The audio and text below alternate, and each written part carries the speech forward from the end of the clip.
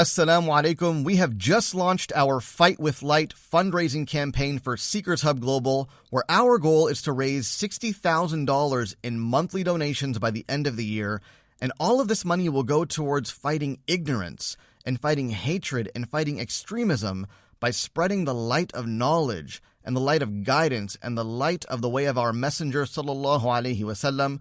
We hope that you'll join us in this fight, and you can do so by becoming a monthly donor at seekershub.org/donate. How does one person who's suffering from having false or negative images entering their mind when trying to think of Allah or worshipping, how does one battle that? So one has bad thoughts or bad images when one is thinking about Allah subhanahu wa ta'ala. How does one battle it? One of the great Hanafi jurists, Imam al-Sarakhsi, he said, السبيل في الوسوسة قطعها وعدم الالتفات إليها. The basis of responding to waswasa, to doubts, to misgivings, is to cut off their source and to pay no attention to them. Right? You don't busy yourself with it. Right? You don't busy yourself with it. So you know something is wrong, just ignore it. Right? Just ignore it. You don't have to prove that it's wrong. Right? You don't have to prove that it's wrong. It has to prove to you that it is right. So you ignore it. That's number one. If the doubts relate to faith, or sometimes you're trying to pray, and some people they have some delusionary image or whatever, say A'udhu Billah. Right? You seek refuge from Allah subhanahu wa ta'ala from it. Don't pay any attention to it. The more you think about it, the bigger it gets. A friend of mine used the example. He said doubts are like a frog. I said, how?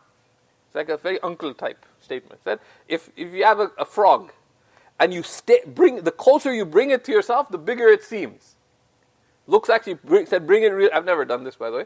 Bring it really close. It looks big and scary. Big bulging eyes, whatever. You put it on the ground, walk away, look at it from a distance, it's nothing. Right? So that's kind of like these doubts. The more you think about it, the bigger it gets, and then they tend to multiply. So you have to discipline yourself by avoiding it. Seek refuge in Allah subhanahu wa ta'ala, say A'udhu billahi minash shaitanir rajim, and busy yourself with the good. Right? Busy yourself with the remembrance, with good. Sometimes some kind of doubts, just be with other people. Doubts that, but if it's a point of knowledge that causes you doubt, sometimes just something absurd. Just don't think about it. If it's a point of knowledge, Imam Abu Hanifa said, immediately one should say, I believe what is true with Allah, stop thinking about the specific doubt, and go and seek sound means of redressing the doubt.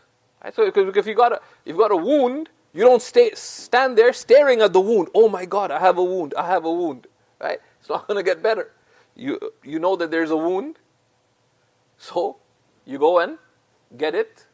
You deal with it. If you can deal with it yourself, or just needs a little bandage, so go deal with it. And if you can't deal with it because it's a big, gaping cut or something, similarly we have something that's wounding our faith, then consult. The Prophet Allah subhanahu wa ta'ala says, فَاسْأَلُوا أَهْلَ الذِّكْرِ إِن كُنتُمْ لَا تَعْلَمُونَ. Ask the people of remembrance if you know not. The Prophet ﷺ said, إِنَّمَا شِفَاءُ الْعَيِّ السُّؤَالُ. The only cure for confusion is to ask. Okay? And one should ask. But one should not suppress a doubt. If a doubt relates to faith, for example, one should not suppress it. Because that repressed doubt will spread, perhaps unknowingly, and could make things much worse. Rather, one says to oneself, Amantu billah, I believe in Allah. Right? Say the shahada. Right? But then go and deal with the doubt. Right? Deal with the doubt through effective means. Often people do absurd things. They get a doubt, decide, let me research this topic. But they go research it in absurd ways. Right? If you cut yourself, you wouldn't say, okay, Amr, could you maybe help me with this wound? Amr said, let me see what I can do. Amr's a good guy, but do you know anything about treating big wounds? No. Right? So you make things even worse. Right? So that's the basis. And we have a lot of answers on the Seekers Hub. We actually have a reader on how to deal with misgivings and doubts, because when it relates to actions, the basis of waswasa, Imam Ahmad Zarruq says that السبب في الوسوسة الجهل بالسنة أو قلة العقل. The cause of waswasa is not knowing the sunnah or just stupidity, lack of intelligence. But he doesn't mean lack of intelligence as an insult, but that you don't have the principles, right? To deal with the waswasa. Because the intelligent person, العاقل, من رجعت تصرفاته إلى أصل ثابت. شرعيا كان عقليا كان أو شرعي. Right? An intelligent person is one whose conduct returns to principle, whether the principles established by revelation or those established by reason. That's an intelligent person. Someone whose conduct and choices return to established principles. And the foolish person is the one who just does whatever they feel like. So the cause of waswasa is two things. One is lack of understanding of how to deal with waswasa, which is that you ignore it. And number two, lack of knowledge of sunnah, al-jahlu bis sunnah. Because they say aslu deen, the basis of religion, is talabul ihtiyat. Is that the person wants to do what is more cautionary. But if you don't know what is the standard of praiseworthy action, of cautious conduct, then it's very easy to go to excess. So, if you want to do things right, there's this impulse to be careful. If unchecked, that'll lead to excessiveness. So what are the two things? One needs to know the sunnah. How do you do it according to the sunnah? Take that as your limit. التزم السنة ولا تزد. Right? Hold to the sunnah, don't go beyond. And the Prophet ﷺ said that about wudu. بعد أن أتى بتثليث الغسل في الوضوء قال هذا وضوئي ووضوء الأنبياء من قبلي فمن زاد عن ذلك أو نقص فقد تعدى أو ظلم.